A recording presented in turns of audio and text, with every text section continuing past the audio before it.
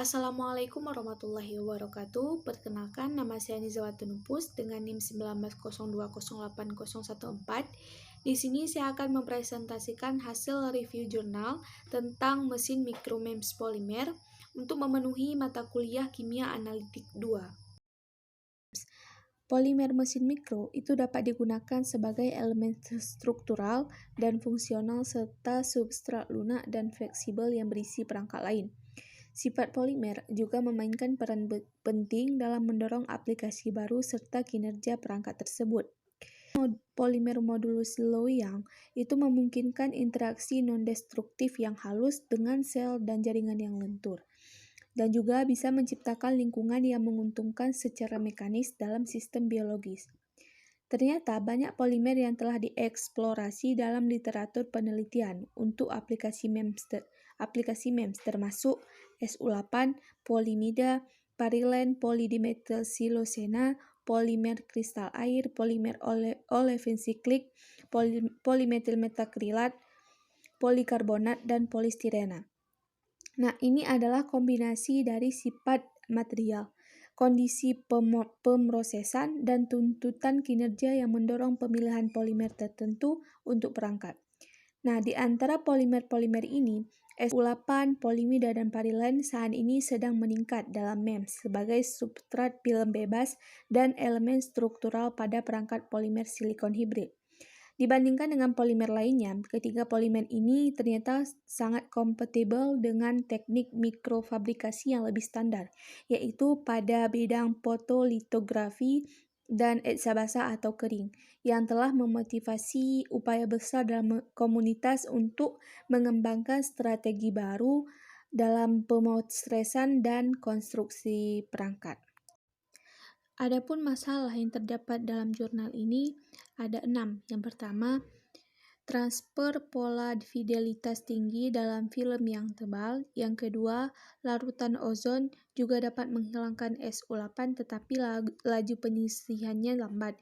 Yang ketiga, adhesi parilen lambat pada bahan yang keempat, teknik etsa untuk parilen terbatas pada proses fisik dan kering sebagian besar karena kelembaban kimianya yang tinggi. Yang kelima, polimida yang diawetkan sulit dihilangkan dengan etsa basah. Yang keenam, adhesi logam film ke polimida terbukti bermasalah. Selanjutnya, untuk solusi dari masalah-masalah yang telah saya sebutkan tadi, untuk masalah yang pertama, solusinya itu, untuk menghindari masalah transfer pola fidelitas tinggi dalam film yang lebih tebal, maka eksposur bagian belakang MIS mengekspos melalui bagian belakang wafer transparan UV telah diusulkan. Untuk mempolakan struktur dengan rasio aspek tinggi atau HAR yang tebal, kontak yang erat antara penahan dan topeng diperlukan untuk transfer pola yang optimal. Untuk masalah yang kedua, solusinya, laju penyisihan larutan ozon bisa ditingkatkan dengan menggunakan cara zone steam. Untuk masalah yang ketiga, solusinya, adhesi dapat ditingkatkan melalui penggunaan A174 promotor adhesi berbasis silan yang telah ditemukan sangat meningkatkan adhesi parilen pada perangkat silikon serta permukaan platinum. Untuk masalah yang keempat, solusinya, teknik etsa kering ternyata telah ditemukan paling efektif dan praktis untuk mengeksa parilen. Etsa parilen dapat dicapai dengan menggunakan etsa plasma berbasis kimia O2, etsa berkas ion reaktif, dan etsa ion reaktif.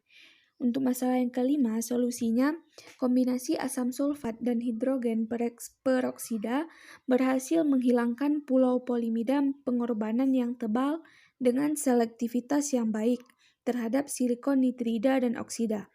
Penghapusan polimida yang tidak diawetkan atau tidak diimidasi dengan etsa basah telah dicapai dalam larutan kalium hidroksida. Untuk masalah yang keenam, solusinya, salah satu teknik untuk meningkatkan adhesi logam adalah melalui penggunaan lapisan perekat seperti SiO2 untuk Al atau Ti untuk Au dan Pt. Selain itu, oksigen plasma RIE kekasaran permukaan polimida itu dapat meningkatkan adhesi logam ke polimida dan polimida ke polimida. Untuk kesimpulan yang bisa diambil dari review jurnal ini, tinjauan tingkat tinggi dari strategi permesinan mikro banyak digunakan, dan baru-baru ini juga dikembangkan. Ada contoh beberapa perangkat mikro yang terkenal untuk 3 polimer yang biasanya digunakan untuk MEMS, yaitu SU8, polimida, dan parilene. Nah, melalui teknik micromatching ini dalam pengembangan perangkat berbasis polimer baru, bidang polimer MEMS telah berkembang dengan baik dan cepat dalam beberapa tahun terakhir. Namun, meskipun polimer ini memberikan banyak keuntungan sebagai bahan struktural substrat untuk perangkat mesin mikro, ternyata masih banyak tantangan pemrosesan yang memerlukan penyelidikan lebih lanjut. Terlepas dari keterbatasan yang telah terungkap hingga saat ini, prospek polimer di bidang MEMS menjanjikan karena menawarkan berbagai sifat yang dapat disesuaikan dan diinginkan.